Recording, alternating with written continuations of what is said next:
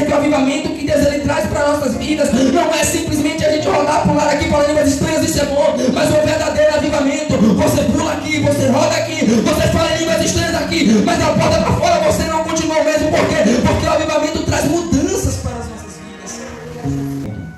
De fato que o livro de Salmos é o maior livro da Bíblia Sagrada e de um grande conteúdo para o nosso cotidiano.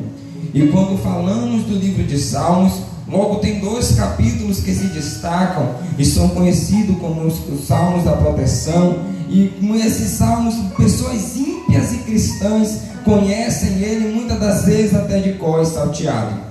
Como o Salmo de número 91, como está escrito: aquele que habita no esconderijo do Altíssimo, venha comigo que eu sei que você sabe, a sombra do Onipotente descansará. Direi do Senhor, Ele é o meu Deus, o meu refúgio, a minha fortaleza, e nele confiarei, porque Ele me livrará e da peste perniciosa. Ele me cobrirá com suas penas, e debaixo de suas asas estarei seguro. A sua verdade é escudo e broquel. E também o Salmo de número 123, vamos parar por aí para que possamos ganhar tempo. O Salmo de número 23, que está escrito que o Senhor é meu pastor e nada me faltará. Deitar-me faz em verdes pastos, refrigera a minha alma, guia-me mansamente pela vereda da tua justiça. Entre outros salmos que serão muitos conhecidos também. Mas precisamos entender aqui que os salmos, ele não é simplesmente um cântico. Os salmos, ele não é simplesmente uma poesia, pois os salmos, ele está muito além disso. Pois precisamos entender aqui que os salmos, os cânticos dos salmos, é o grito de uma nação clamando a Deus por amor, clamando a Deus por misericórdia. E os salmos de número 120 ao de número 134 serão salmos que chamarão a nossa atenção, porque são conhecidos como os salmos dos degraus, ou os salmos dos cânticos, os salmos das subidas, ou os salmos da peregrinação. Pois a Bíblia nos diz que estes salmos dos 120 ao 134 são salmos entoados, são os versos, são os cânticos entoados pelo povo de Israel enquanto eles estão subindo ao templo para entoar e engrandecer o santo nome do Senhor. E aqui eu já começo a perceber uma diferença do povo de Deus daquele tempo para o povo nos dias atuais, porque neste tempo aqui o povo estava subindo, estava a caminho do templo, e no caminho do templo eles já estavam entoando e engrandecendo o santo nome do Senhor. E o erro da nossa geração muitas das vezes é querer esperar chegar no templo para adorar a Deus, e muitas das vezes saímos da mesma forma que entramos e queremos colocar a culpa muitas das vezes no pastor, de quem está na frente, queremos colocar a culpa nos levitas ou nos pregadores, mas o povo aqui nos ensina que a adoração tem que partir de mim mesmo, a adoração tem que partir de você mesmo. E enquanto eles estavam a caminho do templo, eles já estavam caminhando e exaltando o santo nome do Senhor. Eles estavam subindo e adorando o santo nome do Senhor. Eles estavam a caminho do templo e entoando cânticos ao Senhor, porque eles entendem mais do que ninguém que eles têm que ainda no caminho estar adorando e exaltando o santo nome do Senhor. E eu começo a imaginar na minha mente este povo de Israel subindo para o templo, a caminho de Jerusalém, a caminho do templo em Jerusalém. E eu começo a imaginar este povo andando, e eles começam a louvar ao Senhor com o Salmo de número 121, e eles erguem a sua voz e diz: eleva os meus olhos para o monte, de onde me virá o meu socorro. O meu socorro vem do Senhor, que fez os céus e a terra. Eu imagino este povo, em outras palavras, dizendo: olha, quando parece tudo perdido, quando parece tudo escuro ao meu lado, eu olho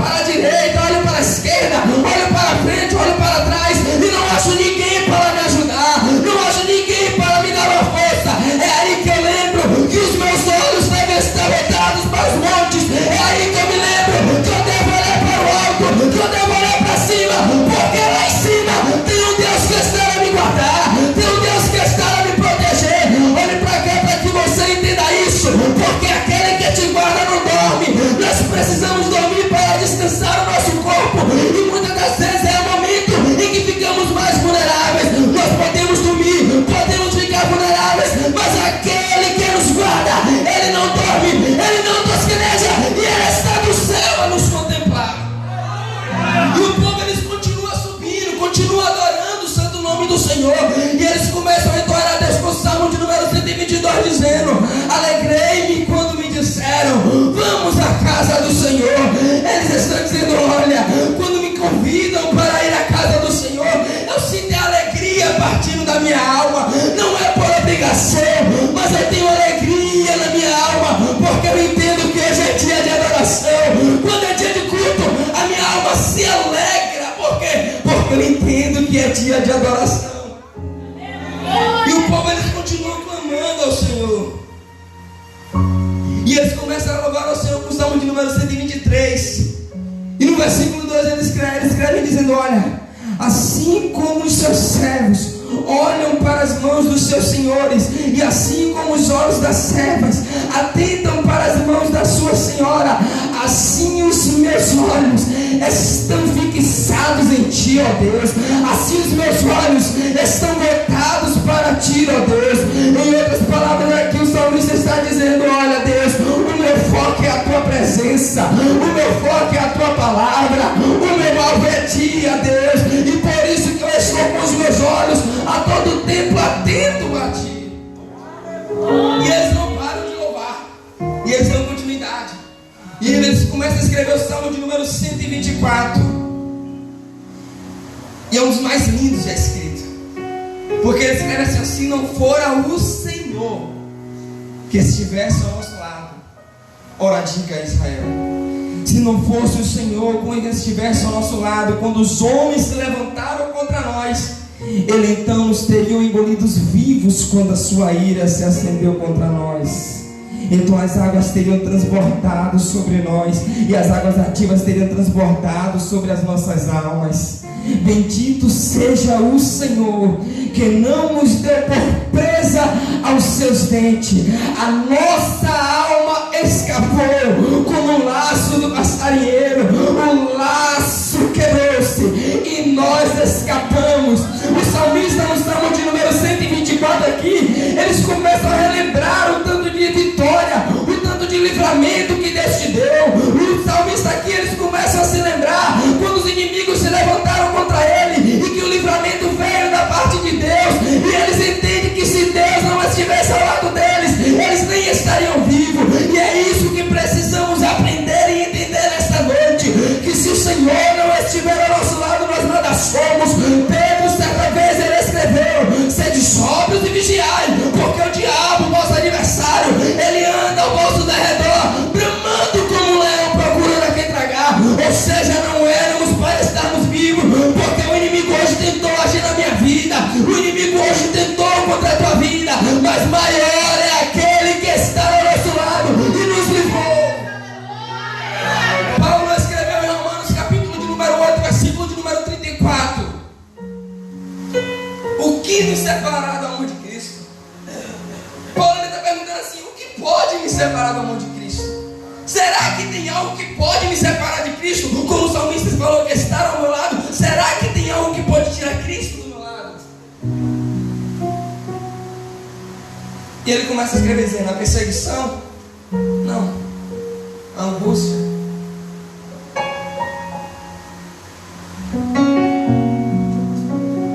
E Paulo, ele começa a entender que nada. Aí ele diz assim: ó, o que me separa do amor de Cristo? A tribulação ou a angústia? A perseguição ou a fome? A nudez, o perigo ou a espada? Como está escrito: por amor de ti, pelo amor de Deus, nós somos entregues à morte todos os dias. Nós fomos reputados como ovelhas ao matadouro, mas em todas essas coisas nós somos mais do que vencedores.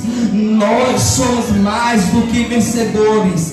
Nós somos mais do que vencedores, porque por aquele que nos amou. Pois tenho por certo que nem a vida, nem a morte, nem os anjos, nem principado, nem potestades, nem o presente, nem o porvir, e nem a altura, nem a profundidade vai nos separar do amor de Deus que está em Cristo Jesus. O inimigo, ele todos os dias ele se levanta contra a tua vida, mas ele se levanta para cair, porque ao teu lado está o general de guerra, ao teu lado está o Deus poderoso, o Deus altíssimo,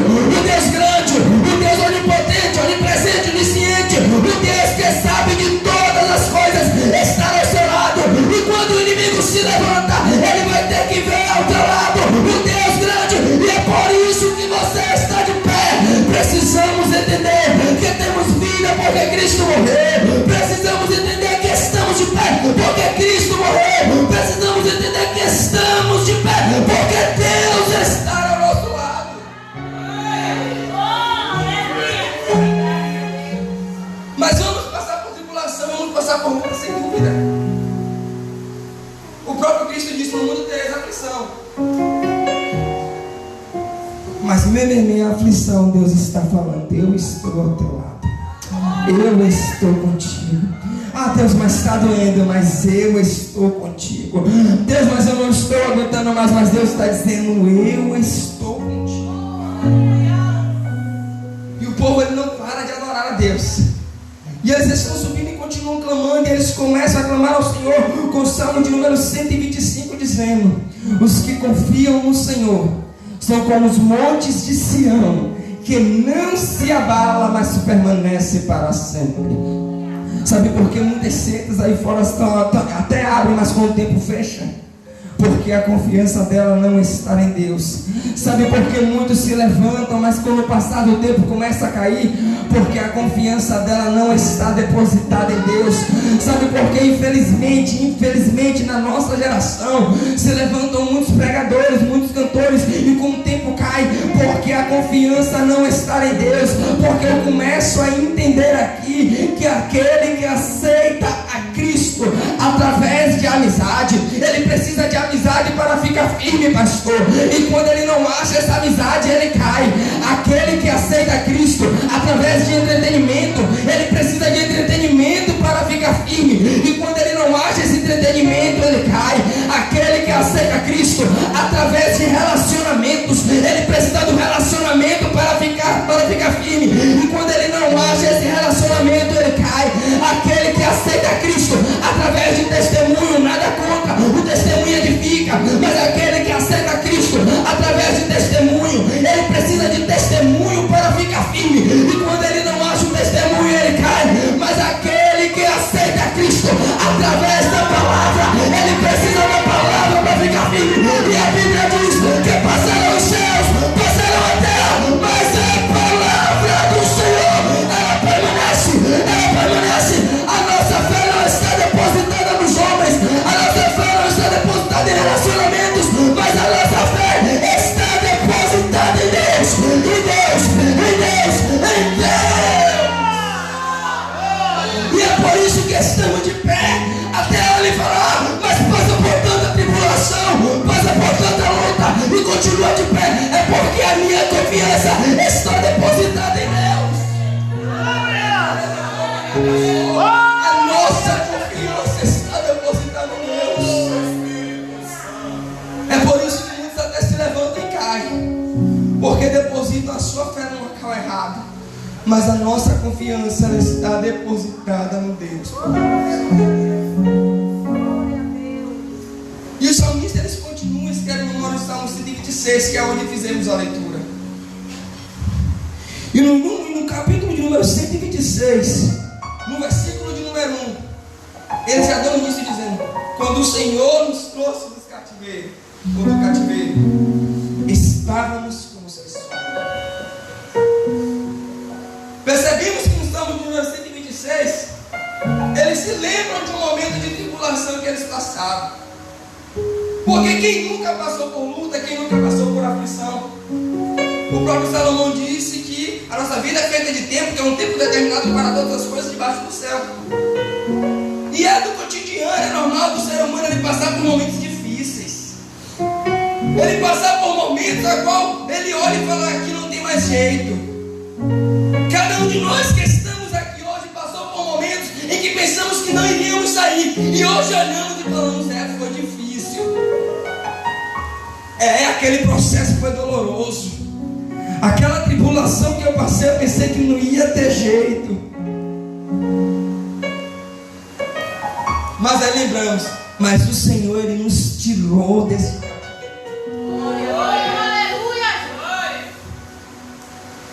E quando saímos do cativeiro, como estávamos? Estávamos como os que sonham. O salmista aqui está falando: olha, quando estávamos no cativeiro, o nosso sonho foi amassado, o nosso sonho foi tirado. Mas agora que voltamos do cativeiro, os nossos sonhos são restaurados por Deus. Estamos como os que sonham. e quer saber uma palavra de Deus para a sua vida nesta noite. Deus está falando.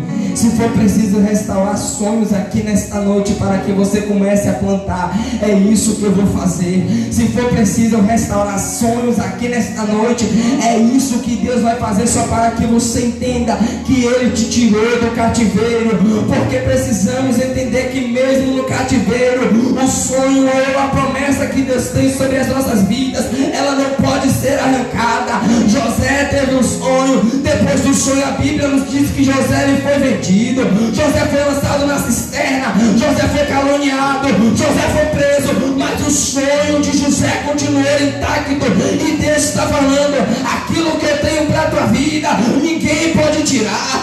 Aquilo que eu tenho para a tua vida, ninguém pode mexer. Você pode passar por momentos de dificuldades, mas entenda uma coisa: o que eu tenho preparado para você é maior. E eles dão continuidade. Eles começam a dizer que grandes coisas fez o Senhor na vida deles. E por essas grandes coisas que Deus havia feito na vida deles, eles já estavam alegres.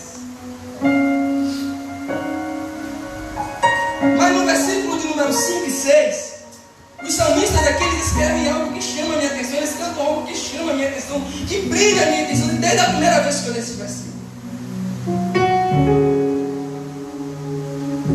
E eles dizem assim: os que semeiam em lágrimas, versículo de número 5, cegarão com alegria. Aí no versículo 6 eles escrevem: aquele que leva o quê? A preciosa semente. E uma verdade certita é que todos nós carregamos uma semente de Deus. Se fosse para colocar o nome nessa semente, hoje eu colocaria promessa, porque todos nós temos uma promessa da parte de Deus. Alguns têm promessas de pregar, de cantar fora do Brasil, fora da Bahia. Mas eu não quero me ater a essas promessas. Eu quero me ater às promessas que tem na Bíblia Sagrada. E a maior promessa que temos foi feita pelo próprio Jesus Cristo. Ele disse: não se turbe o vosso coração. Crede em Deus e também em mim, pois na casa de meu Pai há muitas moradas. Se não fosse assim, eu não teria dito: eu irei e vos preparei um lugar para quando eu vier outra vez, eu os levarei. A maior promessa que temos sobre as nossas vidas é que um dia estaremos lado a lado com Jesus Cristo no céu de glória. Mas é uma promessa, é algo que vai se realizar. Mas enquanto isso não se realiza, precisamos entender que a caminhada para que essa promessa se realize é difícil. É muito difícil. É difícil a que ponto? Ao ponto que o salmista ele escreve que quando estamos caminhando, ou quando estamos levando a semente, vamos fazendo duas coisas. Primeiro, andando. E segundo, chorando. Aqui quando fala de choro, aqui está falando de dor. Está falando de algo doloroso. Mas também fala que está andando. Por quê? Porque entende mais do que ninguém. Precisamos entender aqui que mesmo em meio à dificuldade nós não podemos parar. Mas está doendo, mas eu não posso parar de andar. Mas está dificultoso, mas eu não posso parar de andar. Mas as lágrimas começaram a cair dos meus olhos, mas eu preciso entender que eu não posso parar de andar, porque a ordem de Deus é para marchar. E independente do que eu estou passando, ou que eu deixo de passar, a ordem é anda, a ordem é continua, a ordem é prossegue, a ordem é não para. Em Isaías capítulo de número 45, versículo de número 2, a palavra de Deus foi a São Gido Ciro, dizendo: Ciro, eu irei adiante de ti, endireitarei os caminhos tortos. Eu começo a entender aqui que quando Deus está falando para Ciro, Deus está falando de uma jornada, Deus está falando de uma caminhada. E é por isso que ele fala: olha, Ciro, eu estou na tua frente, e Ciro tem caminhos tortos, não se preocupa que eu vou endireitar endireitar, porque eu endireitarei os caminhos tortos, quebrarei portas de bronze e despedaçarei peleiros de ferro. Em outras palavras, Deus está falando: olha, Ciro, você tem que andar, você tem que caminhar. Na sua caminhada você encontrará caminhos tortos, mas não se preocupa, Ciro, porque eu vou endireitar. Na sua caminhada você vai encontrar portas fechadas, mas não se preocupa, porque eu vou destruir. Não se preocupa, porque todo ferreiro eu vou arrancar. Mas tem um segredo, Ciro: você não pode parar de caminhar. Abacuque, no capítulo de número 3, quando ele está fazendo uma oração para Deus, ele fala: viva, Senhor, a sua obra no meio dos anos. Por quê? Porque Abacuque ele começa a entender que no meio da caminhada as coisas começam a ficar difíceis.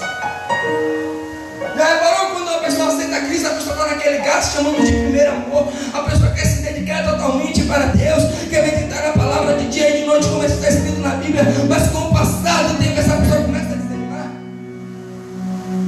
Ou melhor, estamos agora no início do ano, hoje é dia 7/1, e na virada do ano, no início de ano, fazendo muitas promessas para Deus. Falamos: Deus, esse ano eu vou dar o meu melhor. Deus, esse ano eu vou me esforçar. Deus, esse ano eu vou estudar mais. Deus, esse ano eu vou me dedicar para a tua obra. Mas quando chega na metade do ano, as nossas forças começam a acabar. Quando chega na metade do caminho, as nossas forças começam a se esgotar. E aí Abacuque está falando: Deus, quando as minhas forças estão se esgotando, vem e traz um avivamento para a minha alma. Vem e traz um renovo para a minha alma. Precisamos entender aqui que o avivamento ao Abacuque ele está pedindo não é um avivamento repentino. Agora ele vai levantar a mão, vai clamar, vai pular, vai rodar. Não. Quando falamos de avivamento aqui, estamos falando de um avivamento que traz uma mudança de caráter, que traz uma mudança totalmente na sua vida. Ou seja, precisamos entender que o avivamento que Deus ele traz para nossas vidas não é simplesmente a gente rodar, pular aqui, falar línguas estranhas, isso é bom, mas o verdadeiro avivamento, você pula aqui, você roda aqui, você fala em línguas estranhas aqui, mas da porta para fora você não continua o mesmo. Por quê? Porque o avivamento traz mudanças para as nossas vidas. Mas precisamos entender que não podemos parar de andar. Apocalipse capítulo de número 13, versículo de número 8. A palavra de Deus vai para a igreja de Filadélfia. João escreve. E a palavra de João para aquela igreja é objetiva. João ele disse para a igreja de Filadélfia: olha, as portas estão abertas perante de ti. Eu conheço as tuas obras. Eis que pus diante de ti uma porta aberta, a qual ninguém a pode fechar. E ele escreve assim: ó, tendo pouca força. Isso aqui que chama a atenção.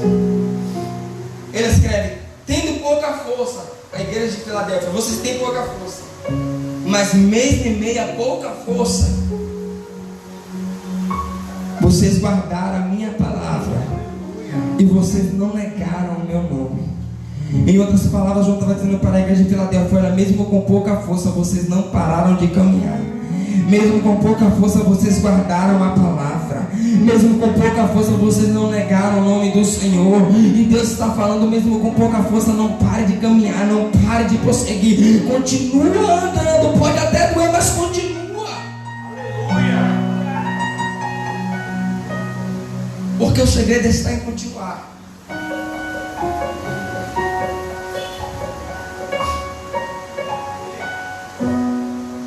Só que o salmista, no Salmo de número 126, ele diz que tem uma recompensa para que aquele que continua andando e chorando. Ele fala: aquele que leva a preciosa semente andando e chorando, voltará como? Sem dúvidas, para não haver duas conversas. Voltará sem dúvidas, com alegria, trazendo consigo os seus molhos. O tema da campanha é 12 dias de clamor para 12 dias de vitória. E Deus está falando durante esses 12 dias de clamor. Sabe o que você está vindo fazendo aqui? Você está plantando a semente. Alguns dias você pode até falar, mas hoje eu não quero ir. Mas Deus está falando, você não pode parar, você tem que continuar andando. Alguns dias você pode falar, mas hoje eu estou cansado, o trabalho pegou mais e eu não consigo ir. Mas Deus está falando, você não pode parar, você tem que continuar andando. Por quê? Porque durante esses 12 dias Deus está falando, você está plantando uma semente. Deus está falando, durante esses 12 dias você está plantando uma semente. Pode estar difícil, pode estar sendo doloroso, você pode até estar chorando, mas Deus está falando, não se preocupa, que essas suas lágrimas já vai servir para que possa regar a sua semente. É 12 dias andando, é 12 dias chorando, é 12 dias clamando, é 12 dias adorando ao santo nome do Senhor. Mas a resposta de Deus para as nossas vidas desses 12 dias é que nós voltaremos, sem dúvida, sem dúvida, sem dúvida, sem dúvida, com alegria, trazendo consigo seus moros. Levante a sua mão, eu quero profetizar sobre a sua vida nesta noite. Nesses 12 dias você está plantando uma semente e Deus está contemplando o seu esforço, Deus está contemplando o seu coração, porque Deus, ele te conhece, ele te chama. E durante esses 12 dias que você está plantando, Deus está falando, eu estou contemplando a tua fé, eu estou contemplando a tua confiança, eu estou contemplando o seu esforço. E a partir desses 12 dias eu vou te dar 12 meses de vitória, 12 meses de alegria, que você voltará trazendo seus molhos. Deus está falando, você pode até passar por aflição durante esses 12 dias, mas a vitória é certa. Aí ainda vai ter algumas pessoas durante o ano que vai falar, rapaz, por que eu? Porque ela está prosperando tanto assim. Porque sempre tem essas pessoas. E eu costumo dizer que muitos vão querer aquilo que você tem, mas poucos estarão dispostos a pagar o preço que você pagou. Muitos podem até olhar para o pastor e falar, rapaz, mas o pastor está bem. Mas ninguém sabe o preço que o pastor pagou para estar aqui. Ninguém sabe o preço que você pagou para estar aqui, a não ser Deus.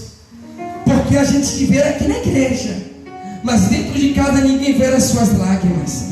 Durante as madrugadas ninguém vê quando você desce as madrugadas para clamar, para falar com Deus, pedindo a Deus sobre uma resposta. E Deus está falando, através desses 12 dias que você está plantando, eu vou te dar uma vitória tão grande, mas tão grande, que quem olhava e dizia que não ia ter jeito, que quem olhava e dizia que não iria prosperar, vai ter que olhar mais uma vez e vai ter que ver que a prosperidade de Deus está sobre a tua vida. Por quê? Porque você plantou uma semente, porque você teve fé, porque você não desistiu, porque mesmo a caminhada sendo difícil, mesmo a caminhada sendo dolorosa, você entendeu que precisaria continuar andando, que precisaria continuar na campanha, que não podia parar. E Deus está falando, a resposta minha para a tua vida a partir desta campanha vai ser os 12 meses de vitória para a sua vida está para chegar. Os 12 meses de vitória para a sua vida já começa agora em janeiro, e Deus está falando de até o final do ano, e se precisar vai ano que vem, porque Deus está te contemplando. E assim agradeço minha rica oportunidade.